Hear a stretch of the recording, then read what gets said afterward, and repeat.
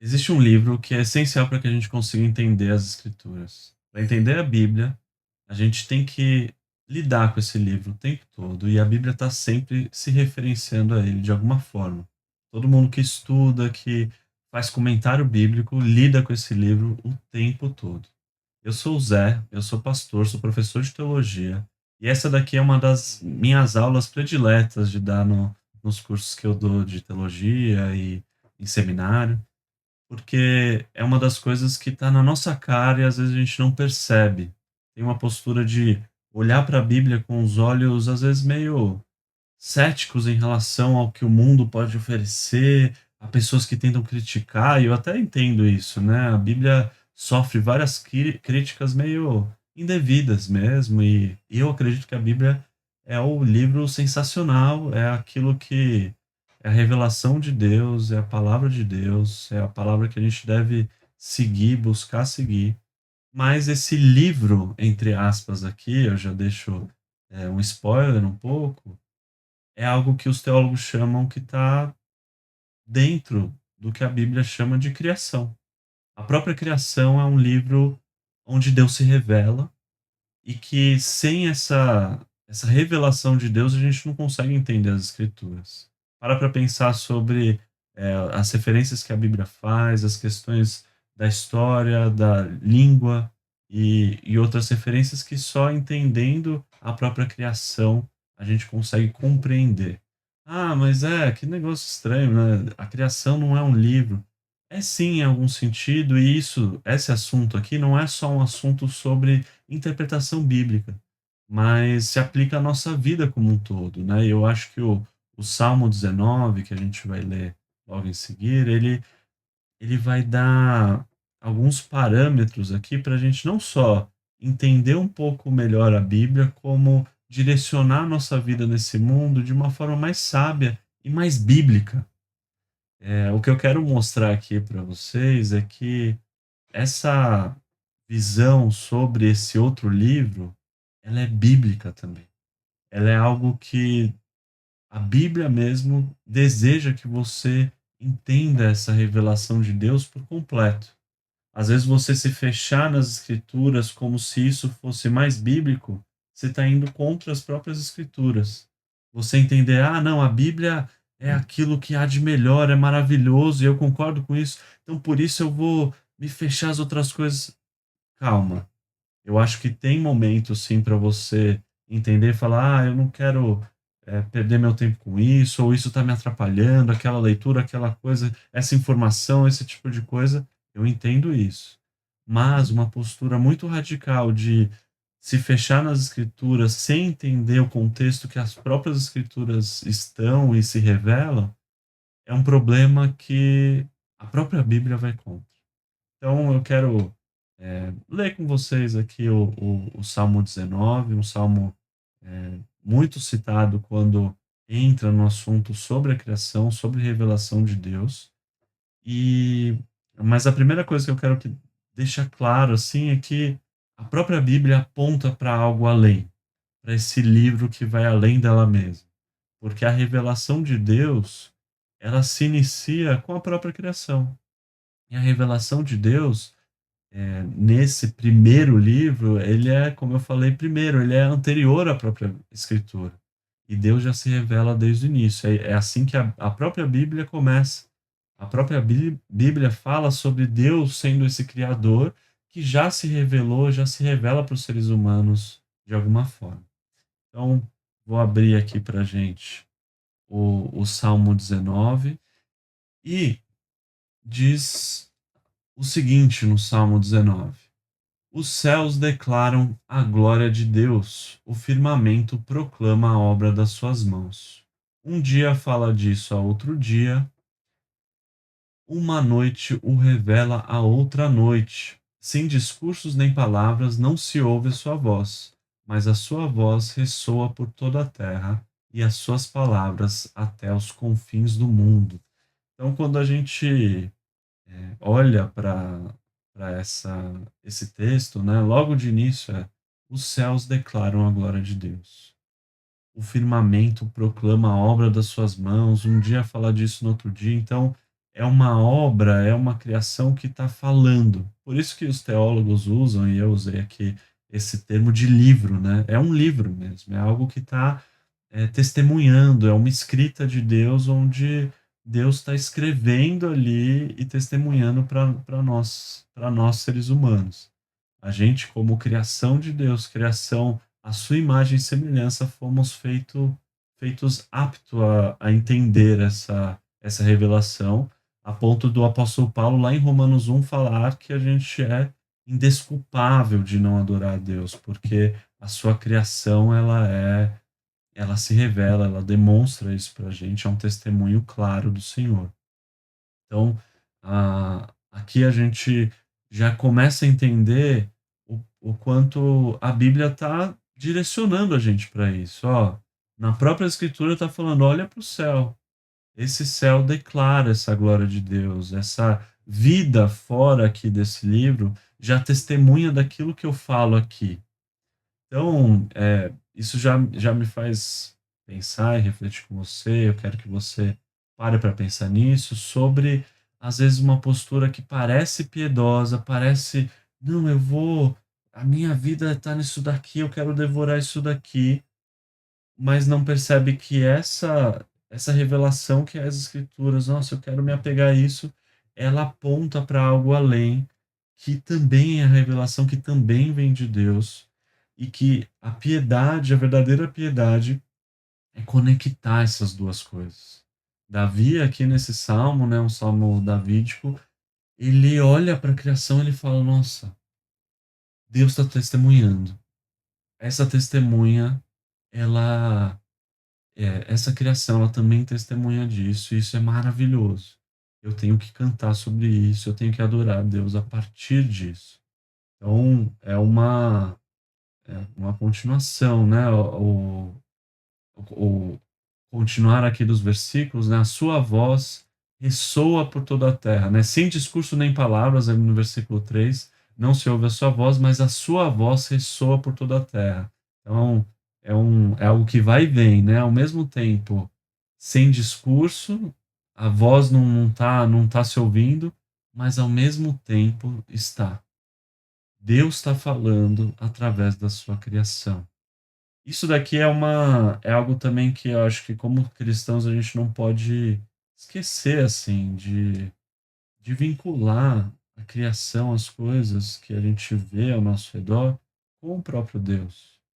Quando eu lembro, eu fui missionário por muito tempo, por 10 anos, e trabalhava muito com adolescentes que não conheciam ou que eram indiferentes em relação a mensagem do evangelho, a Bíblia, ou não se interessavam. E eu lembro que depois de conhecê-los, depois de ter um tempo assim de passar, eles me conhecerem um pouco mais, a gente ter um tempo para quebrar algumas barreiras, uma das primeiras coisas que eu falava antes de ler a Bíblia com eles era para que eles pudessem olhar para o céu. Olha para o céu, olha para essa imagem aqui, olha ali na janela, olha para esse céu e fala assim, tipo, o que que você pensa? O que que você vê? O que que você acha que acontece nesse mundo? Da onde que a gente surgiu?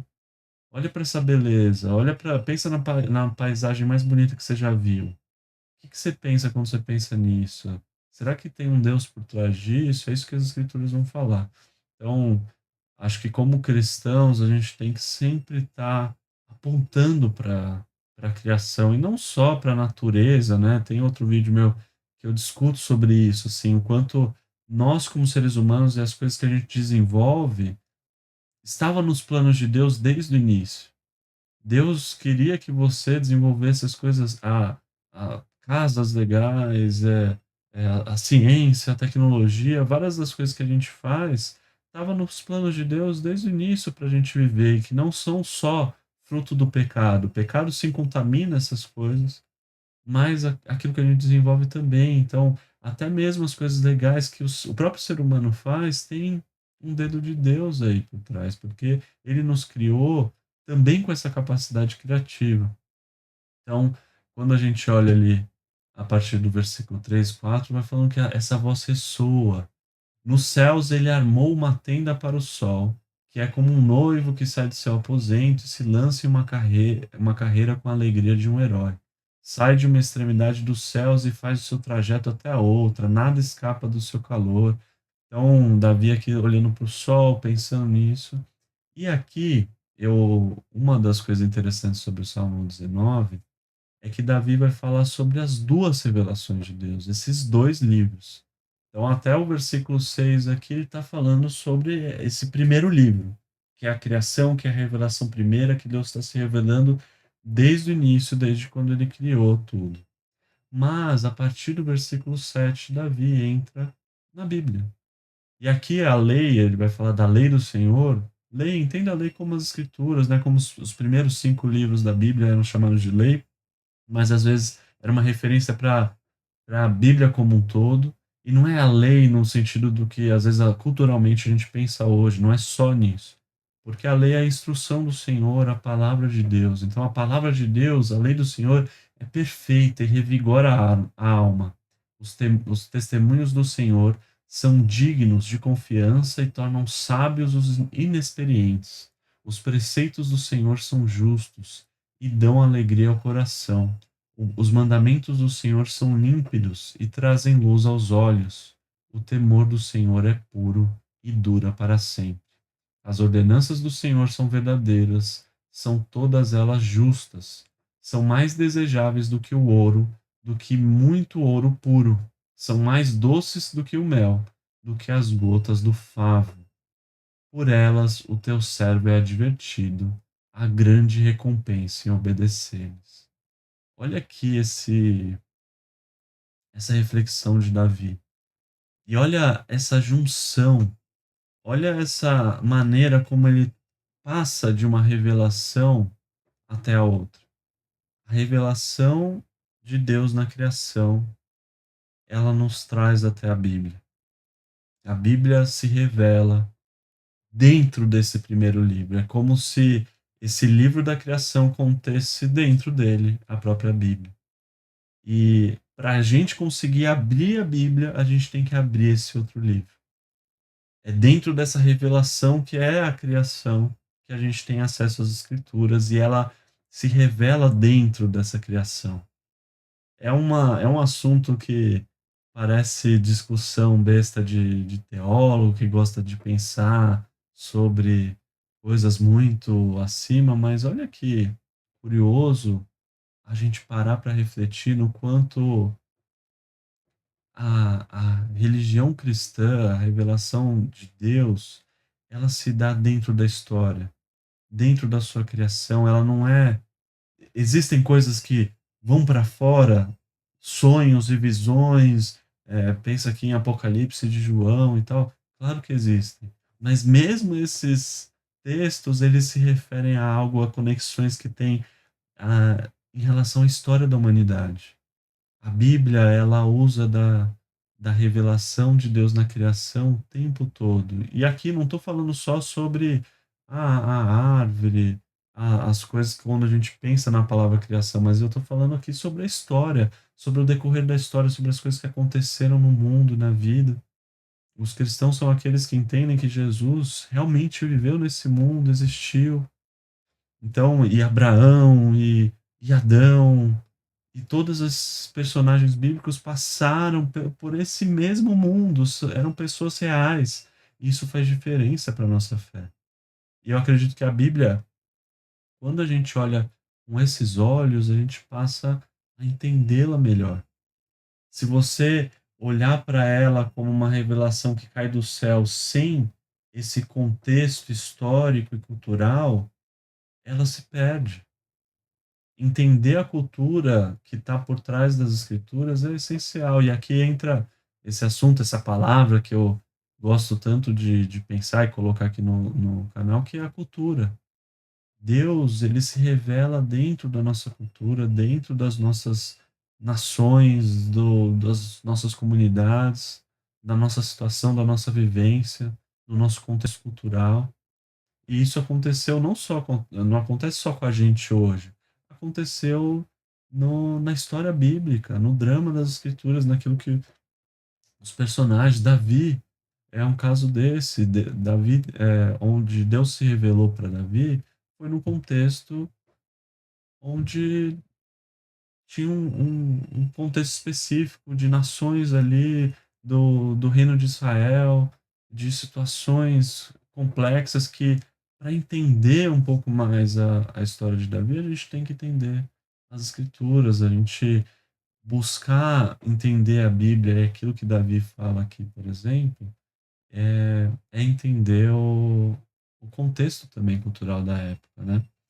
E essa postura de lidar com a criação dessa forma é algo que se faz presente nos cristãos desde muito cedo, assim, dessa relação que o cristianismo tem e enxerga, né? E aqui eu quero ler com vocês, mas aqui está o trecho de Confissões de Agostinho, onde ele fala sobre isso, assim, é um trecho que eu quis citar uma parte aqui maior, e eu quero que você me acompanhe para a gente ler juntos. É lá no livro 4 das Confissões, aqui capítulo 12, que ele fala, é uma exortação à procura da felicidade em Deus, porque ele está lidando aqui com olhar para essa criação e entender o Deus por trás disso. Ó, se você gosta das coisas criadas, e aqui entrando no outro perigo que às vezes eu acho que é o perigo que os cristãos às vezes temem cometer, né? O pecado de você adorar muito a criação e pensar, Zé, eu fico com receio de olhar para a criação com esses olhos porque eu tenho medo de me apaixonar pelo mundo e tal, e eu entendo. E aqui Agostinho vai tratar justamente sobre isso, mas ele vai vincular as duas coisas, que ele diz assim: se te agradam os corpos, louva a Deus por eles e dirige o teu amor a quem os criou, para não lhe desagradares ao encontrar prazer em tais criaturas. Se te agradam as almas, ama elas em Deus, pois também são mutáveis e somente nele tornam-se estáveis. De outro modo, passariam e pereceriam. Portanto, é Deus que deves amá-las. Leva-as contigo até ele, dizendo-lhes: amemos, amemos a Deus. Foi ele o criador dessas realidades, e delas não está longe, pois não as abandonou depois de criá-las. Dele elas vêm e nele existem. Ele está onde se saboreia a verdade. Ele está no íntimo do nosso coração, mas o coração se afastou dele.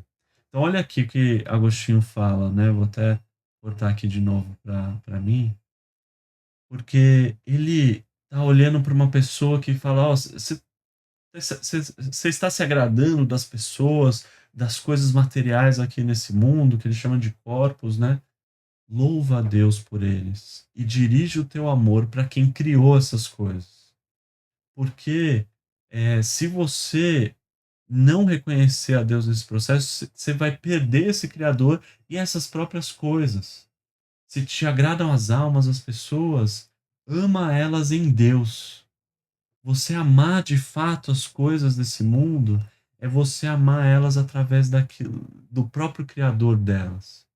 Você amar uma pessoa por ela mesma é, na verdade, odiá-la. Porque você não reconhecer Deus como criador dela e não amá-la em Deus, Deus primeiro, para que depois você possa amá-la, você vai idolatrar ela a ponto de até. É quase como aquela teoria do fã.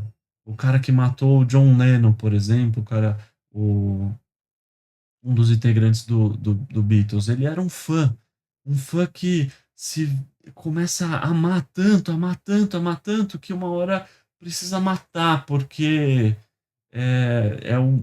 a idolatria causa isso em nosso ser, né? E fãs vira e mexe tem essas questões, né? Pessoas famosas lidam com isso o tempo todo, de o fã que ao mesmo tempo a pessoa que te ama em um segundo, no outro segundo ele tá te odiando, porque você não tá correspondendo àquele amor de fato. E toda hora que a gente ama qualquer coisa nesse mundo, se a gente não amar essa coisa em Deus primeiro, a gente passa a odiar essa coisa. Ou a gente ama ela a ponto de nos fazer mal e fazer mal a o que for, né? Seja uma pessoa, seja alguma coisa. Porque a gente coloca um peso que essa pessoa ou essa situação, essa coisa, ela não tem como carregar. Se eu amo minha esposa sem pensar em Deus antes, sem amar Deus antes, sem amar ela em Deus, eu passo a colocar um peso nela sobre uma reciprocidade desse amor, sobre um peso que ela deveria ter de me amar de volta, que não faz sentido para ela, para essa situação. E aqui entra o segundo parágrafo de Agostinho, que é: Voltai os vossos corações pecadores e ligai-vos àquele que vos criou. Firmai-vos nele e sereis estáveis. Repousai nele e tereis paz. Por que ir à procura de sofrimento? Aonde quereis ir? O bem que amais procede dele, mas só é bom e suave quando para ele é dirigido. Torna-se justamente amargo, porque se abandonamos a Deus, torna-se injusto amar aquilo que dele deriva. Por que percorrer ainda esses caminhos ásperos e difíceis? A paz não está onde a procurais. Procurais o que procurais, mas não está onde procurais. Procurais a vida na região da morte. Como poderá haver vida feliz onde nem sequer existe vida? Então, aqui eu sei que às vezes entrar nesse ritmo aqui da leitura pode parecer difícil, mas eu quero destrinchar um pouco com vocês aqui, né? Agostinho está falando assim: voltai os vossos corações, pecadores. Ligai-vos àqueles que vos criou, firmai-vos nele, sereis estáveis, porque vocês estão procurando um bem que procede do próprio Deus. Se você procura esse bem pelo bem em si, ele se torna amargo, porque a gente abandona Deus ao tentar procurar aquilo que de Deus deriva sem o próprio Deus. É um pensamento lógico, assim, de que Deus criou essas coisas, ele não abandonou a sua criação. E só através do próprio Deus é que a gente consegue amar essas duas coisas e lidar com isso. Então, aqui eu estou ao mesmo tempo falando assim, ó, leia, entenda que a Bíblia está dentro desse livro da criação. A Bíblia ela contém esse livro e ela faz com que ela contém ao mesmo tempo que é contida por ele, ela direciona e aponta para esse livro ao mesmo tempo que esse livro da criação é aquilo que permite a Bíblia ser revelada de fato para nós. Mas essa junção dos dois, esse meio de campo entre você saber lidar com essas duas coisas, algo que é o que é mais saudável para a gente entender. Davi, e aqui voltando, né, pro começo aqui do vídeo, né? A gente começou vendo Davi olhando para o Salmo 19, lá no início do Salmo, e falando assim, ó, Deus se revela através da sua criação, a criação revela a Deus. E depois ele parte para essa revelação nas Escrituras, a lei do Senhor se revela. Aqui, no final do Salmo, ele faz algo que eu acho sensacional, que é o seguinte, a partir do versículo 12, ele começa a falar o seguinte: Quem pode discernir os próprios erros? Absolve-me dos que desconheço. Também guardo o seu servo dos pecados intencionais, que eles não me dominem. Então serei íntegro, inocente de grande transgressão. Que as palavras da minha boca e a meditação do meu coração sejam agradáveis a ti, Senhor, minha rocha e meu resgatador. Davi, quando ele olha para a revelação de Deus, e aqui a revelação de Deus completa, ele percebe uma coisa que eu acho que é a intenção do meu coração ao fazer esse vídeo aqui, para que você perceba isso. Que ao olhar para essa revelação de Deus como um todo, a gente passa a olhar para si mesmo e se reconhecer e reconhecer o que a gente é de fato, a necessidade que a gente tem de Deus, o pecado que a gente tem, até mesmo Davi aqui, ele olha e fala assim: "Ó Deus, me guarda dos pecados que eu não que eu desconheço, me perdoe por aquilo que eu nem percebo que eu faço". A Bíblia coloca o pecado não só como algo intencional, não só como nossas atitudes, como algo que tem dentro de nós, mas muitas vezes como coisas que a gente nem percebe que a gente faz. Não é só as nossas intenções que são um problema, mas mesmo aquilo que não intencionamos de fazer, nós cometemos pecados nisso. Olha que profunda essa questão. E como que Davi chega nessa conclusão, nessa percepção, quando ele olha para a revelação de Deus como um todo, nos seus 2 livros, olhando para a criação, olhando para as escrituras e se reconhecendo e percebendo e falando assim: "Deus, me livra daquilo que eu peco contra o Senhor intencionalmente, me ajude a viver uma vida santa a partir daquilo que o Senhor é e como o Senhor se revela a mim". Então, a nossa postura, a nossa meu desejo que como se você quer mesmo seguir as Escrituras, ser um discípulo de Jesus, significa viver a partir dessas 2 revelações, entender que a Bíblia é sim algo maravilhoso, mas ela está dentro de um contexto onde a gente consegue até mesmo perceber e reconhecer e lidar com a criação, com esse livro da criação de Deus, com a história desse mundo, com as relações que a gente tem no nosso trabalho, na nossa escola, com os amigos, sejam eles cristãos ou não, a partir das próprias escrituras, mas a gente tem que lidar com isso, entendendo que Deus se revela também fora das escrituras de alguma forma. E entender essa revelação é tão importante quanto para a gente conseguir viver a vida cristã de uma forma sábia e saudável. E aqui eu quero ler o comecinho do Evangelho de João, um texto muito comum mas, e famoso, sobre também essa revelação e o quanto Jesus é essa revelação completa para nós. No princípio era aquele que é a palavra, ele estava com Deus e era Deus. Ele estava com Deus no princípio. Todas as coisas foram feitas por intermédio dele. Sem ele, nada do que existe teria sido feito. Nele estava a vida, e esta era a luz dos homens. A luz brilha nas trevas, e as trevas não a derrotaram. Aqui é um trecho falando claramente o quanto Jesus ele é o auge dessa criação. Jesus, ele é ao mesmo tempo a base da criação, aquilo que Deus, quando faz todas as coisas, ele faz com base naquilo que Jesus é. No próprio Jesus, sem ele, nada do que foi feito teria sido feito.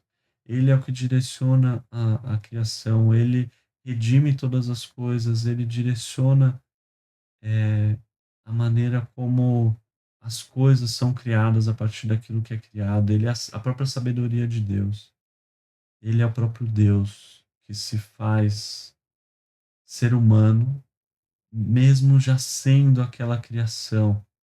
Então, quando a gente olha para a revelação de Deus nesse primeiro livro, Jesus é isso. Ao mesmo tempo que o Evangelho de João fala que ele é a palavra também. Ele é aquela lei do Senhor que se revela fisicamente, que se revela a partir de um ser humano. Então, Jesus, ele é a ponte perfeita entre esses 2 livros. Ele conecta esses 2 livros entre aquilo que é a criação, aquilo que é a revelação de Deus nas escrituras. Ao mesmo tempo que ele conecta essas 2 coisas, ele é essas 2 coisas na sua plenitude. Jesus, ele é a perfeição em pessoa, mas não só a perfeição no sentido, eh, de não pecar, sabe, de: "Ah, essa atitude foi correta". Não, ele é a plenitude daquilo que Deus queria demonstrar pra gente em sua revelação. E por que que isso é relevante? Ah, e daí? O que que isso faz diferença em nossas vidas? De alguma forma, o cristão, a partir dessa mensagem, deveria entender e ser aquela pessoa que é capaz de transitar nesse mundo de forma sábia, é capaz de lidar com todo tipo de conhecimento e de transformação cultural, de ensinamento, de tecnologia, e conseguir lidar com isso de uma forma saudável, boa e bela, sabendo conectar isso ao próprio Criador, entendendo e lidando com as coisas da maneira como elas devem ser lidadas, lidando com as pessoas e amando as pessoas como elas devem ser amadas, entendendo que Deus as criou, amando elas em Deus, levando elas até Deus, como o Agostinho fala, e conseguindo amá-las, assim como Jesus faz, e a gente em Jesus, estando em Cristo, porque ser cristão é estar em Cristo, não só ser um seguidor, mas estando presente em Cristo, a gente tem essa conexão com a criação de uma forma eterna e que a gente não teria de outra forma. Então, olhar para essa revelação de Deus, para aquilo que a Bíblia aponta além de si mesmo, ajuda a gente a viver essa vida nesse mundo, testemunhando e glorificando a Deus como Ele deseja ser glorificado, entendendo as nossas conexões desde já com a eternidade, daquilo que Deus faz na sua vida desde já, porque Ele trabalha no seu ser, na sua vida, na vida das pessoas ao seu redor, desde esse momento. E o Espírito Santo de Deus agindo em você através da obra em Cristo, através da fé que você tenha na obra em Jesus, pode fazer com que essa conexão seja eterna desde já, desde que você aceite e creia em Cristo verdadeiramente, isso acontece numa união que é, é mais profunda do que as palavras às vezes podem mostrar. E isso redime a nossa vivência no mundo.